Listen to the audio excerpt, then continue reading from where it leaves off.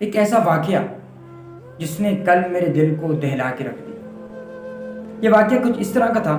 کہ میں اپنے بچوں کو گھر چھوڑنے کے لیے اڈے پہ پہنچا۔ وہاں پہ گاڑی موجود نہ تھی، گاڑی کا ہم انتظار کرنے لگے۔ اسی انتظار کے دوران ایک ایسا واقعہ رونما ہوا جس نے میری اخلاقیات کو، میرے ایمان کو دہلا کے رکھ دیا، اور میں یہ چاہتا ہوں کہ وہ واقعہ آپ کے ساتھ لازمی شیئر کیا جائے اور اس سے اندازہ لگایا جائے کہ آج ہم اخلاق کے کون سے حصے پر موجود ہیں۔ یہ واقعہ کچھ اس طرح کا تھا کہ اڈے پر اسی روڈ کے اوپر ایک شخص رکشے کے اوپر آتا ہے اور اپنی سواری کو اتارتا ہے۔ وہ سواری والے کے پاس، وہ جو مسافر تھا، اس کے پاس کھلے پیسے نہیں ہوتے، اور وہ دکان پر چلا جاتا ہے، جا کے کھلے پیسے کروانے کی کوشش کرتا ہے۔ 2-3 دکانوں سے وہ پتہ کرتا ہے اور کھلے پیسے لینے کی کوشش کرتا ہے۔ اسی دوران اسی رکشے والے کے پاس دکان والا آتا ہے،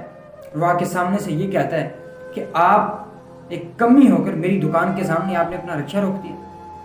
آپ کی وجہ سے میرے گاہک ڈسٹرب ہو رہے ہیں۔ وہ عام انسان کوئی عام نہیں تھا، وہ شخص ابھی نماز پڑھ کے آیا تھا، اور اس نے آتے ہی ایک رکشے والے انسان کو، ایک غریب شخص کو کمی کہہ کر پکارا کہ کمی ہوتے ہوئے تمہاری جرت کیسے ہوئی میری دکان کے سامنے اپنا رکشہ کھڑی کرنے کی، اور اس کو دھکا دے مارا، اور وہ اپنے رکشے سے دوسری طرف جا کے گر گیا۔ کیونکہ غریب تھا،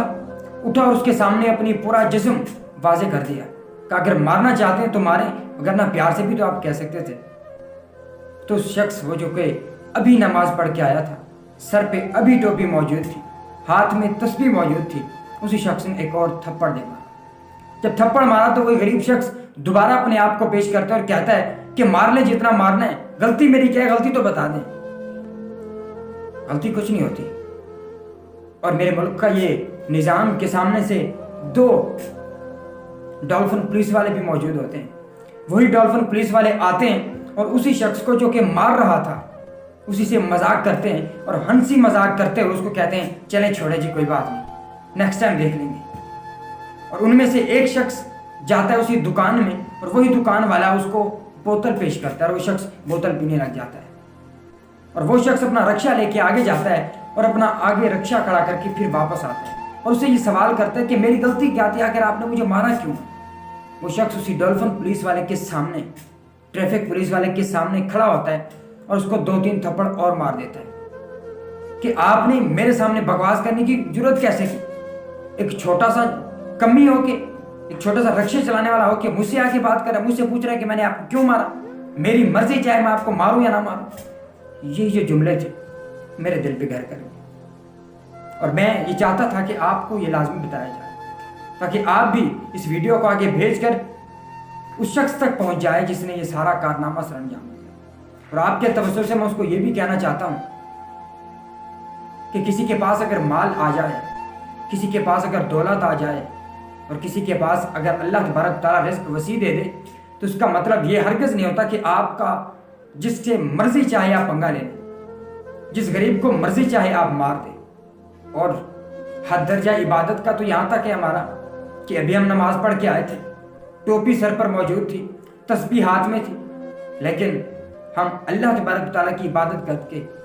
اور اس کی مخلوق کو ذلیل کرنے کے چکر میں، یہاں پہ مجھے حدیث یاد آتی ہے، اس کا فرمان ہے، اصل سے فرمایا گیا کہ حضور ایک عورت ہے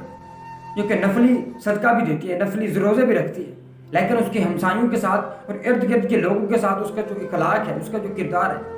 وہ بڑا نازیبا ہے، وہ دوسروں کو گالیاں دیتی ہے، اس کا اخلاق ٹھیک نہیں ہے، تو آپ نے فرمایا بلا شبہ وہ جہنمی ہے۔ دوسری طرف ایک اور عورت کا تذکرہ کیا گیا اور فرمایا گیا حضور وہ روزے بھی کم رکھتی ہے، نفلی زکوٰۃ بھی کم دیتی ہے، نفلی عبادت بھی کم کرتی ہے، لیکن اس کا اخلاق جو ہے وہ بڑا بہترین ہے۔ تو آپ صلی اللہ علیہ وسلم نے فرمایا کہ بلا شبہ وہ عورت جنتی ہے۔ کیوں؟ کیونکہ اس کے اندر اخلاق پایا جاتا ہے۔ تو جناب والا، اگر نمازیں پڑھنے کے بعد، رب ذوالجلال کی عبادت کرنے کے بعد ہمارے اندر اخلاق نہیں آتا، ہمارے اندر غریبوں کے لیے ہمدردی نہیں آتی، ہمارے اندر مساوی حقوق دینے کی بات نہیں آتی، تو ہماری نمازیں کس کام کی؟ واپس منہ پہ ماری جائیں گی، کیونکہ اللہ تبارک تعالیٰ ایسی نمازوں کو کیا کرے گا جن میں آپ کا اخلاص ہی نہ ہو۔ وہ کیا ایک بہترین اور خوبصورت جملہ ہے کہ جو کہتا ہے کہ میں اللہ تبارک تعالیٰ سے محبت کرتا ہوں لیکن اس کی مخلوق سے وہ نفرت کرتا ہے، تو وہ کیسے دعوے دار ہے؟ تو آج ہمیں یہ سوچنے کی ضرورت ہے، اور یہ ہمارے لیے لمحہ فکریہ ہے کہ ایسے واقعات روزانہ سننے کو ملتے ہیں، روزانہ دیکھنے کو ملتے ہیں، جس کی وجہ سے دل خون کے آنسو ہوتا ہے۔ سو خدارا اپنے علم کو اپنی زندگی میں لائیے، اپنی عبادتوں کا جو تاثیر ہے وہ اپنی زندگی میں لائیے، اور اگر کوئی غریب ہے تو اس میں اس کا قصور نہیں، کیونکہ رب ذوالجلال نے اگر آپ کو دیا تو وہ اس کو بھی دے سکتا تھا، لیکن وہ القاسب و حبیب اللہ اپنے ہاتھ سے کما کر کھانے والا اللہ کا دوست ہے، وہ بھی محنت مزدوری کر رہے ہیں، آپ بھی محنت مزدوری کر رہے ہیں، تو اپنی زندگی میں برداشت لے کے آئیں، کیونکہ برداشت یہ ایک ایسی چیز ہے جو انسان کو انسان سے